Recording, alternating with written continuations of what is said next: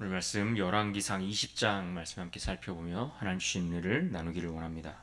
우리는 지난 시간 보았던 열왕기상 19장에서 선지자 엘리야가 절망 가운데 빠졌다가 다시 회복되는 그런 과정과 모습을 보았습니다.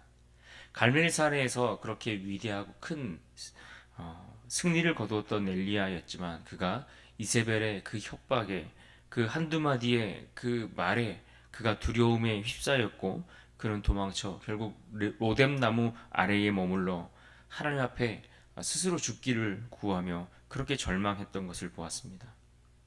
그러나 하나님은 그러한 엘리야를 책망하지 않으시고 오히려 그에게 까마귀를 보내어 먹을 것으로 공급하고 그를 배불리게 하셨을 뿐만 아니라 말씀으로 그를 위로하시면서 그렇게 다시 일으켜 사명의 자리로 나아갈 수 있도록 그를 붙들어 주셨던 것을 우리가 확인해 볼 수 있었습니다. 그리고 오늘 본문 열왕기상 20장으로 넘어오면 이제 선지자 엘리야의 초점이 맞춰지기보다는 북이스라엘의 왕이었던 아합의 이야기가 오늘 주된 본문의 내용입니다. 선지자는 낙심해서 그가 낙심한 상태로 빠지는 그 장면을 통해서 이 아합 왕이 승리한 듯 보였지만 그 아합 왕은 결국 타락한 길로 악한 길로 그 길을 걸어가고 있었습니다. 그런데 하나님은 오늘 말씀 속에서 그럼에도 불구하고 아합에게 말씀하시고 그에게 은혜 가운데 개입하시는 것을 우리가 볼 수 있습니다. 하나님의 은혜는 이처럼 인간의 어떤 자격에 따라 주어지지 않는다는 것을 우리가 말씀 속에서 확인해 볼 수 있습니다.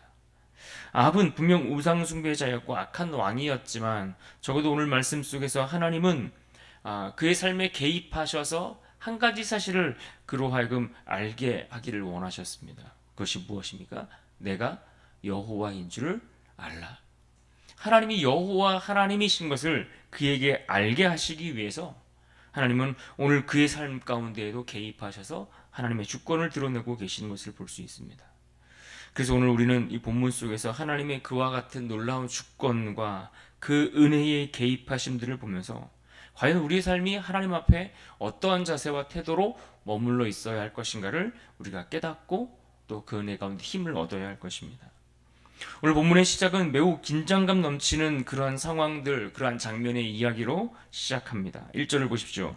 아람의 베나닷 왕이 그의 군대를 다 모으니 왕 32명이 그와 함께 있고 또 말과 병거들이 있더라. 이에 올라가서 사마리아를 에워싸고 그곳을 치며 아람 왕 베나닷이 등장합니다. 이 베나닷이 지금 주변에 있는 연합군들을 조성하고 이끌고 사마리아를 침공하기 위해 둘러싸고 있는 장면입니다. 처음에는 이 아합 왕에게 은과 금, 왕비와 자녀들 그것들 가운데 아름다운 것, 보기에 좋은 것들 이런 것들을 바치라고 요구하였는데 점점 그 나라 이곳저곳 궁궐을 수색하면서 그에게 마음에 드는 것 한두 가지가 아니라 이제는 모든 것을 다 자기가 가져가겠노라고 그렇게 협박하고 나서고 있는 것입니다. 비록 이 굴욕적인 요구가 주어졌고 그 앞에 서 있는 이 아합 왕이 과연 이 문제를 어떻게 대처해 가고 있습니까? 처음에는 그것을 그냥 그저 그렇게 내어주는 듯 했지만 그가 오늘 본문에 보면 장로들과 함께 상의하면서 결국 이 아람의 그 연합 군대에 저항하여 그들과 싸우는 길을 선택하는 것입니다. 11절을 보십시오. 이스라엘 왕이 대답하여 이르되 갑옷 입는 자가 갑옷 벗는 자 같이 자랑하지 못할 것이라 하라 하니라. 그와 같은 길을 선택하고 그를 대적하기로 결정한 이 아합 그리고 이스라엘. 그런데 놀랍게도 그 순간 한 선지자가 이 아합 왕 앞에 등장합니다. 그리고는 그가 하나님이 아합을 향하여 하셨던 말씀을 전달하는데 그 내용이 13절 말씀입니다. 13절을 보십시오. 한 선지자가 이스라엘의 아합 왕에게 나아가서 이르되 여호와의 말씀이 내가 이 큰 무리를 보느냐 내가 오늘 그들을 내 손에 넘기리니 너는 내가 여호와인 줄을 알리라 하셨나이다. 사랑하는 여러분, 지금 상황을 잘 보십시오. 지금 하나님께서 한 선지자를 통해서 아합에게 주시는 이 말씀은 단순히 전쟁에서의 승리를 주시겠다는 정도의 말씀이 아닙니다. 게다가 이 말씀을 듣고 있는 이가 누구입니까? 아합입니다. 다른 이가 아니라 이스라엘의 왕 아합입니다. 그는 말 그대로 악한 왕이었고 하나님께 불순종하는 악한 왕이었는데, 그런 악한 왕에게조차 지금 하나님은 은혜로 개입하시는 것을 보여주고 있습니다. 도대체 어떻게 하나님은 이와 같이 악한 왕에게, 앞서 갈멜산에서 어떤 일들이 있었는지를 보시지 않았습니까? 또 이세벨, 그의 아내, 그 여왕 이세벨을 통해서 어떤 일들이 벌어졌는지 여러분 잘 알고 있지 않습니까? 하나님의 선지자들을 죽이기 위해 혈안되어 있고, 그래서 또 그 안에 숨겨졌던 오바댜 같은 사람들이 그 선지자를 숨겨서 돌봐야만 했고, 또 그 일을 위해 이 엘리야가 또 얼마나 많은 고생과 수고를 해야 했습니까? 그런데 하나님은 그러한 악한 왕에게 은혜 가운데 개입하십니다. 이유가 무엇입니까? 그 이유는 단 하나입니다. 내가 여호와인 줄 알리라. 이 일을 통해, 이 사건을 통해 하나님이 그의 인생 가운데 개입하시는, 그 역사 가운데 역사하시는 그 일들을 보면서 너는 내가 여호와 하나님인 것을 알아야 된다, 이 한 가지 사실을 그에게 깨닫게 하기를 원하셨기 때문입니다. 그 악한 왕 아합이 이 일을 통해 하나님이 여호와인 줄을 알게 하시기 위하여 이와 같은 일들을 행하고 계시는 것을 볼 수 있습니다. 그렇습니다. 하나님은 이스라엘에게, 아합에게, 그리고 오늘 우리에게도 동일하게 말씀하십니다. 너희는 하나님이 누구인지를 알라. 우리에게 말씀하시는, 우리가 예배하고 우리가 섬기고 또 이 땅을 여전히 지금도 역사 가운데 주관하시고 붙들고 이 역사를 운행하고 계시는 그 하나님이 누구인지를, 그가 진짜 주권자임을 알게 하시겠다라고 말씀하고 계시는 겁니다. 여러분, 하나님은 인격적일 뿐만 아니라 역사 가운데 개입하시는 하나님이십니다. 눈에 보이는 이 세상은 사람들에 의해서, 힘을 가진 자들에 의해서 운행되는 듯 보이나, 그러나 이 세상은 여전히 하나님의 주권 아래에 머물러 있습니다. 하나님의 통치를 벗어나는 그 어떤 것도 존재할 수 없음을 우리는 분명하게 알아야 합니다. 그리고 그분의 목적은 항상 무엇입니까? 하나님이 누구인지를 알게 하시는 것. 세상이 하나님이 누구인지를 알게 하는 것, 자신을 알게 하시는 것, 이것이 하나님의 목적이요, 하나님이 이 땅 가운데 드러나는 것이 하나님의 뜻인 것입니다. 우리가 하나님의 존재를 지식으로 아는 것이 아니라 주어진 삶 속에서, 그 역사 속에서 온전히 그분을 경험하고 누리며 그분을 알기를 원하시는 겁니다. 그래서 지금도 우리가 하나님을 진심으로 알기를 이 아침에도 우리를 향하여 바라시는 그 마음을 우리가 알 수 있기를 원합니다. 결국 하나님은 이 아합 왕의 위기 앞에서 그의 손을 들어주시고 그의 편이 되어주셔서 1차적으로 그가 승리를 얻게 해주셨습니다. 그런데 오늘 이 싸움은 1차적인 이 싸움의 승리로 끝나지 않았습니다. 아람왕 베나닷이 전쟁이 아람왕 베나닷과의 전쟁이 완전히 끝난 것이 아니라 또다시 전쟁이 시작될 것이다라고 말씀하고 있습니다. 22절을 보십시오. 그 선지자가 이스라엘 왕에게 나와 이르되 왕은 가서 힘을 기르고 왕께서 행할 일을 알고 준비하소서. 해가 바뀌면 아람 왕이 왕을 치러 오리이다 하니라. 그러니까 베나닷과의 싸움에서 베나닷이 패하고 돌아갔지만 그가 다시 반드시 군대를 정비하고 다시 이스라엘을 침공할 것이니 아합도 마찬가지로 이스라엘도 그 전쟁에 잘 대비하십시오라고 이야기하고 있는 것입니다. 그런데 그 이후에 있었던 이 아람의 신하들, 그 신하들이 그 왕과 나누는 대화의 내용들을 들어보십시오. 23절을 보십시오. 아람 왕의 신하들이 왕께 아뢰되 그들의 신은 산의 신이므로 그들이 우리보다 강하였거니와 우리가 만일 평지에서 그들과 싸우면 반드시 그들보다 강할지라.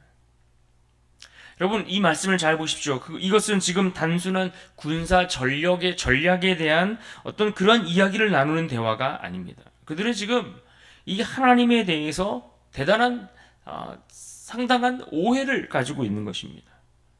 그들은 지금 하나님을 어떤 한 지역 안에 갇혀 있는 그 지역 안에서만, 특별히 산에서만 역사하는, 산지에서만 역사하는 그러한 하나님으로 제한하며 오해하고 있다는 것을 알 수 있습니다. 하나님을 알지 못하는 이방인들, 그들에게 하나님은 단호하게 응답하시지요. 28절을 보십시오. 그때 하나님의 사람이 이스라엘 왕에게 나와 말하여 이르되 여호와의 말씀에 아람 사람이 말하기를 여호와는 산의 신이요 골짜기의 신은 아니라 하는도다. 그러므로 내가 이 큰 군대를 다 내 손에 넘기리니 너희는 내가 여호와인 줄을 알리라 하셨나이다 하니라. 보십시오. 하나님은 산에서도 평지에서도 우리가 예배하는 이곳에서도 그리고 우리가 매일 살아가는 삶의 그 현장 속에서도 그 어디에서나 동일하게 살아계시는 하나님이시다라는 것을 말씀해주고 계시는 겁니다. 그분이 우리가 살아가는 삶의 모든 영역 속에서 참된 주권자라는 것을 말씀하시죠. 우리는 종종 하나님을 이처럼 특정 영역에서만 계시는 그러한 하나님으로 제한하려 할 때가 얼마나 많은지 모릅니다. 교회에서는 내가 하나님을 잘 믿는데, 예배할 때는 하나님을 잘 믿는데, 신뢰하는데, 그런데 우리가 살아가는 직장 안에서, 우리의 가정 안에서 이 교회 밖을 나가면 전혀 다른 기준으로 살아갈 때가 있습니다. 왜 그럴까요? 하나님을 그러한 하나님으로 제한하고 있기 때문은 아닙니까? 마치 교회 밖을 나가면 계시지 않는 그런 하나님처럼 여기거나 취급하기 때문에 우리가 예배의 자리를 떠나서는 늘 그렇게 교회 밖에서 하나님을 인정하지 못하고 그래서 하나님을 온전히 따르지 못하고 있는 것은 아닌지 우리 삶을 점검해 봐야 할 것입니다. 그러나 우리가 기억하고 분명하게 붙들어야 할 것이 있습니다. 무엇입니까? 하나님은 이 그 모든 영역 가운데 주인 되시는 하나님이시라는 이 한 가지 사실을 여러분 꼭 기억할 수 있기를 바랍니다. 너희는 내가 여호와인 줄 알리라. 이 말씀은 오늘 우리가 붙들어야 한다라는 것입니다. 하나님은 전쟁을 통해서, 때로는 삶의 위기를 통해서, 우리가 일상 속에서 살아가는 그 삶의 자리에서 어떤 선택을 통해서 우리에게 끊임없이 말씀하십니다. 하나님을 경험하고 내가 너의 하나님 되심을 너희가 알기를 원한다라고 말씀하시는 겁니다. 결국 하나님은 이 두 번째 싸움에서도 다시 한번 아합이 승리할 수 있도록 그 승리를 거두게 하십니다. 오늘 본문에도 보면 마치 이스라엘의 군대는 염소 떼와 같고 아람이 몰고 온 그 군대는 무수히 많은 수많은 군사가 몰려왔다라고 이야기하고 있지만 그럼에도 불구하고 하나님은 그 전쟁 가운데 이스라엘이 승리하도록 그 승리를 허락해 주셨습니다. 그런데 오늘 말씀해 보시면 아합은 그 결정적인 순간에 이 그 아람의 왕 베나닷을 죽이지 않고 놓아줍니다. 오히려 그와 조약을 맺고 외교적으로 유화책을 선택한 것을 볼 수 있습니다. 34절을 보십시오. 베나닷이 왕께 아뢰되 내 아버지께서 당신의 아버지에게서 빼앗은 모든 성읍을 내가 돌려보내리이다. 또 내 아버지께서 사마리아에서 만든 것 같이 당신도 다메섹에서 당신을 위하여 거리를 만드소서. 아합이 이르되 내가 이 조약으로 인해 당신을 놓으리라 하고 이에 더불어 조약을 맺고 그를 놓았더라. 무슨 말입니까? 결국 아합은 인간적인 판단을 내렸다는 것입니다. 하나님이 주신 승리를 그가 거머쥐었음에도 불구하고 결정적인 순간에 하나님이 주신 그 약속대로 그것을 행한 것이 아니라 인간적인 판단으로 하나님의 약속을 버리고 그래서 그 하나님의 약속으로 인해서 위기를 벗어나 승리를 잡았음에도 불구하고 그의 인간적인 판단은 결국 하나님의 말씀을 무시하는 결과를 낳고 말았습니다. 그의 인간적인 판단과 어떤 정치적인 수단과 그리고 감정적인 어떤 연민 이런 것들이 결국 하나님의 뜻보다 앞서게 되었다라는 것을 우리에게 보여주고 있습니다. 그러면 하나님은 이 일에 대해서 과연 어떻게 반응하시겠습니까? 그 결과는 뻔한 일 아니겠습니까? 하나님은 아합에게 보냈던 그 선지자를 다시 보내서 이와 같은 말씀을 전하게 하셨습니다. 42절을 보십시오. 그가 왕께 아뢰되 여호와의 말씀이 내가 멸하기로 작정한 사람을 내 손으로 놓았은즉 내 목숨은 그의 목숨을 대신하고 내 백성은 그의 백성을 대신하리라 하셨나이다. 사랑하는 여러분, 순종은 때때로 불편하고 우리의 감정과 충돌할 때가 있습니다. 하나님 앞에 철저히 우리가 그 말씀 앞에 순종하며 나간다는 것은 내 상황과 때로는 내 감정과 어떤 나의 원하는 것들과 자꾸만 충돌이 되는 상황들이 벌어지곤 하는 겁니다. 그러나 하나님의 뜻을 아는 자는 그 뜻 앞에 내 감정이 어떻든 그 상황이 어떻든 철저히 순종할 수 있는 믿음이 필요한 것입니다. 아합은 지금 이 마지막 시험에서 넘어지고 실패했습니다. 그리고 그 실패와 그 넘어짐이 결국 그가 몰락하게 되는, 이스라엘이 패망의 길로 걷게 되는 결정적인 서막이 되고 말았습니다. 오늘 우리가 함께 보는 열왕기상 20장의 말씀은 분명 이 한 가지 사실, 너는 내가 여호와인 줄 알리라 하는 이 하나님의 음성이 반복되고 있는 것을 볼 수 있습니다.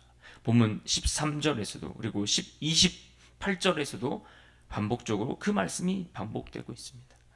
이 말씀은 아합이 당연히 아합이 당면했던 그 전쟁의 이유였고, 하나님이 베푸시는 그 은혜의 목적이었고, 또한 그를 향한 심판의 근거이기도 했습니다.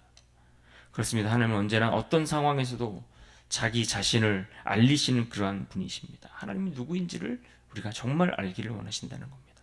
이것은 오늘 우리의 삶에도 마찬가지입니다. 오늘 우리 삶 속에서도 하나님은 개입하십니다. 우리의 위기 속에서, 우리가 당면한 어떤 어려움의 문제를 통해서 하나님은 우리의 삶의 자리 가운데 깊이 찾아오셔서 개입하기를 원하십니다. 우리의 위기의 상황 속에, 우리의 일터에, 우리의 가정 속에 개입하셔서 말씀하시고 또한 역사하십니다. 그리고 오늘 우리에게도 동일하게 묻고 계십니다. 너는 내가 여호와인 줄 아느냐? 너는 정말 내가 너의 인생의 주권자이고 주인이고 참 하나님인 것을 너는 믿고 신뢰하느냐? 라고 묻는다라는 것입니다. 그가 나의 여호와이고 그가 나의 하나님이고 그가 나의 구원자임을 우리가 알아야 한다는 것입니다. 여러분, 이 질문에 무엇이라 답하시겠습니까? 오늘 본문 13절의 말씀을 우리가 다시 읽고 이 말씀을 붙들 수 있기를 원합니다. 13절을 보십시오. 우리 같이 한번 읽어볼까요? 13절 함께 읽겠습니다. 시작. 한 선지자가 이스라엘의 아합 왕에게 나아가서 이르되 여호와의 말씀이 내가 이 큰 무리를 보느냐? 내가 오늘 그들을 내 손에 넘기리니 너는 내가 여호와인 줄을 알리라 하셨나이다. 이 말씀을 우리가 붙들고 은혜 속에 살아가는 한 주간이 될 수 있기를 주님의 이름으로